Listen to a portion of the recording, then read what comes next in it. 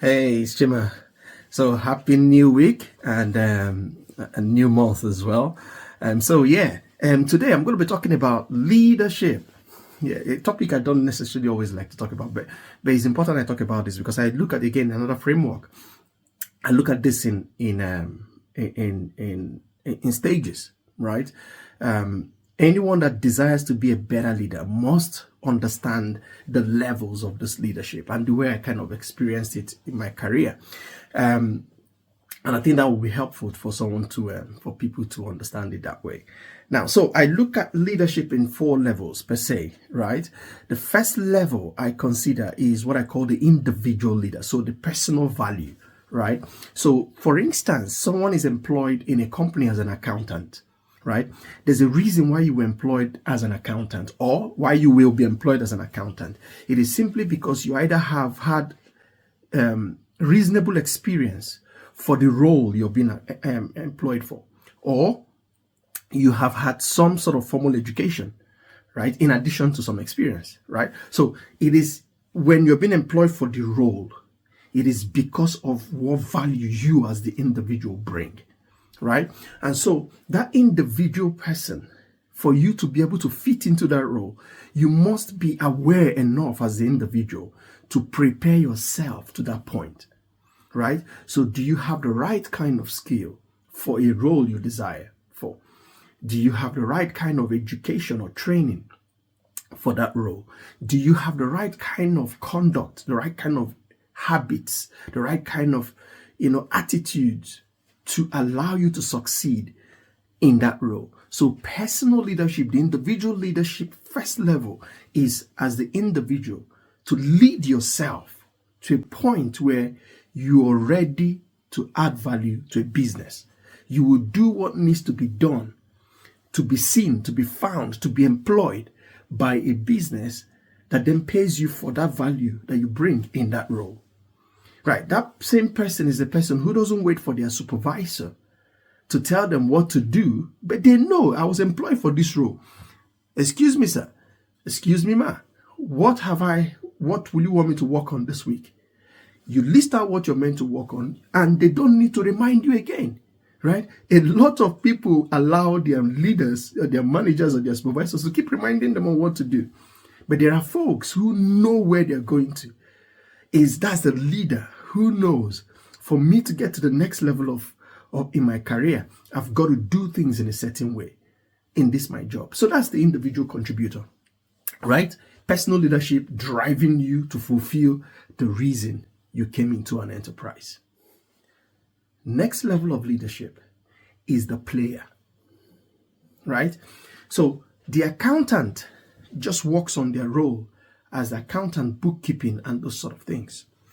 But the player is someone who, by the way, before I get onto the player, with the individual contributor, right? Every credit is taken by them, right? For that role, you're a great staff. You're doing a very good job. So they take all the credit and they also take the hit if the hit comes to them as that role, right? So their mindset is, I've got to be the best and I've got to take all the credit. They must know me as the employee of the month, right? As the accountant of the month, the salesperson of the month, right? Is individualistic. There's nothing wrong with that. That's where everybody should start from. You must make yourself unique. You must make yourself identifiable in your company by the skill, by the results you produce, right? So you take all the credit, you take all the heat, right? So the player this time, right, is, like you say, is a player. And when you see a player in a team, typically most sports don't just have one person in the spot. Apart from that, even that's playing, you still have an opponent. So it can't just be only you, right? So most sports have other people that play in it as well. Even if it's just the dart usually has someone who is either a coach or someone who supports in that whole process. In golf, there is, the caddy, the person that is carrying the bag. So there is always someone else in every team. But let's bring it back to enterprise, to a company, right? So if you work in a department or in a company, sometimes the company has initiatives of projects that they want to run. and they want to bring people together to focus on that project, whether it's a department project or just a project for the business, and they bring people together. A good player is someone who knows what they bring to that initiative. So they're not competing with everybody. They know what they bring. They know what they can deliver for that project or that initiative, and they bring it. So not just as the individual now, but they know that they are part of a team that should then deliver an excellent result, right? And so the thinking of a great player leader is, I don't just share the credit. So it's no more just your personal credit now. It is the team credit, right? But you must play your own part. Just like in a football team, every player, the 11 players, know their place. Now, sometimes they are out of their place playing, pursuing the ball or stopping the ball. It's not only the goalkeeper that stops the ball, even the defenders do. Even some strikers are back at their home at the A team to stop the ball, right? But they know that their role is to be a striker, right? It's the same thing, right? You know what your unique role is, but you must collaborate. You must collaborate with other folks to be able to deliver results, right? So that's collaboration for the good team player, right? So that's a player. Then the next level is the team leader, right? A great team player will normally become a great team leader, right? Now the team leader, I remember with the team player, right? You share the credit, and you also share, any negative, outcomes together. So it's no more just you, the individual, taking all the credit. It's now you being able to share the credit amongst the teammates, right? You've made yourself a great team player that even other departments will want you to come and work on projects with them because they know you're a good team player for that particular thing you bring as value, right? Then the team leader, obviously, is now the person that determines the direction of that team, right? Decides on strategy. Now, doesn't mean that all the strategy comes from the leader, right?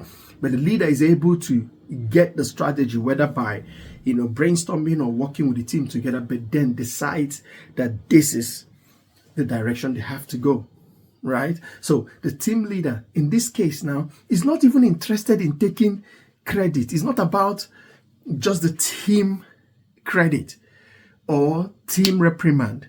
It is also taking accountable, and I'm now responsible for the results of this team, right? I know I have 5 people in this team. If anyone is failing, the whole team cannot fail because of one person failing. I am responsible for that.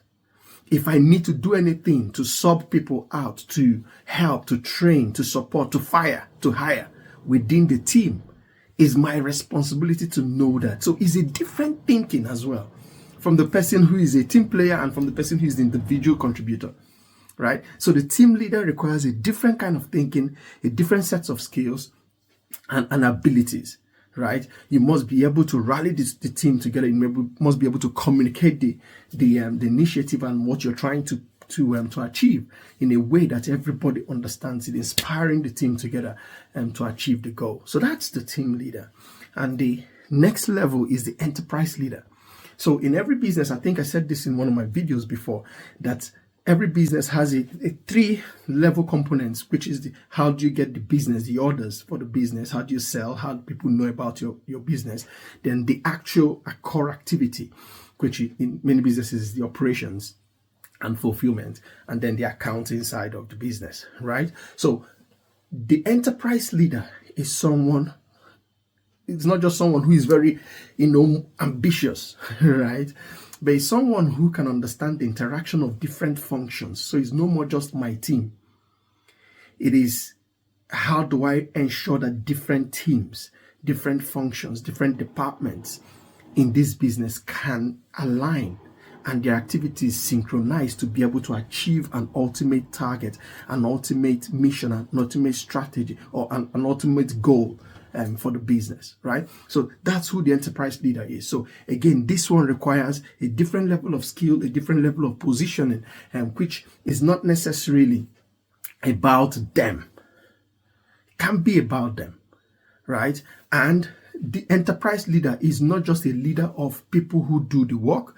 The enterprise leader is a leader of leaders. So the enterprise leader is leading other team leaders who are then leading the people doing the work, right? So it's a different sort of thinking. It's the ability to understand when things are going the way they should be going, what knobs in the business you need to turn, what sort of training and support you need to provide, where resource needs to go into one area or the other, understands the operations, understands the commercial side of the business, understands, the fulfillment side of the business, understands the accounting, the financial side of the business. That's the enterprise leader. And you see, it requires a different level of thinking and a different level of, conduct, right? And so the enterprise leader is ultimately responsible for outcomes. right. So you can't just say, oh, I just want to be the CEO or the general manager of this company. Yes, it's a good thing to want to be that, but you must also be asking yourself, what skills do I need to pick up along the way? How do I conduct myself? How do I manage my thinking? How do I manage my people to be able to achieve, the ultimate goal of the business? So, encouragement, start from where you are. Be the individual leader. Make sure you know what your unique value for that company is and you're delivering it. Then be a great player. In any team you're part of, in any function you're part of, in any project you're part of, bring your value. And then if you're the team leader, hey, make sure you're not the weak chain or the weakest link in the link of your business. That your teams are firing on 5 cylinders, constantly delivering the objectives of your department and supporting other functions too, right? And then if you're the enterprise leader, you're the ultimate responsible person. So make sure you understand how your business is meant to support your customers and be able to help, right? Clients, as well as be able to get your engine, the engine of your business, working together to get to that ultimate goal. I hope this helps. And if it did, and you have any comment, you have any take on this, please comment in the comments and comment area. And if you think it will help someone to fashion the way they think, please do share it for folks to also pick up on it. But yes, I'm happy to hear from you on what you think about this. Until next time, you take care. Cheers now.